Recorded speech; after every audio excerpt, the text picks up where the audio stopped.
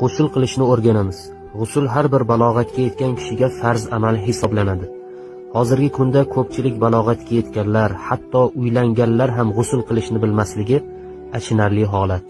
G'uslni farzlarini bilmasdan inson qancha cho'milmasin baribir poklanmaydi. Er-xotin yaqinligidan keyin, tushda ehtilom bo'lgandan keyin va ayollar oy kunidan keyin g'usl qilishi vojib, ya'ni lozim bo'ladi. G'uslning 3 ta farzi bor. Birinchisi og'izni yuvmoq, ikkinchisi burunni chayqamoq, uchinchisi badanning hamma joyiga suv yetkazmoq. Keling g'uslni farz va sunnatlari bilan mukammal o'rganib chiqamiz. G'usl qilishni niyat qilgan odam avvalo a'udhu billahi minash shaytonir rojim, bismillahir rohmanir rohim deb poklanishni niyat qiladi. Keyin 2 qo'lini yuvadi. Keyin avratlarini yuvadi. Badanida najosat bo'lsa yuvib tashlaydi. So'ngra xuddi namozda qilganidek tahorat oladi. Bunda og'iz va burunni mubolag'a bilan chayqaydi. Suv to'planadigan joy bo'lsa oyoqlarini keyin yuvadi. So'ngra boshiga suv qo'yib ishqab yuvadi.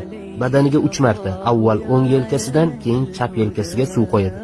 Qo'li bilan badanni ishqaydi. G'uslning oxirida boshqa tarafga o'tib oyoqlarini yuvadi. Agar suv to'planmaydigan joy bo'lsa, o'sha joyda yuvsa ham bo'laveradi.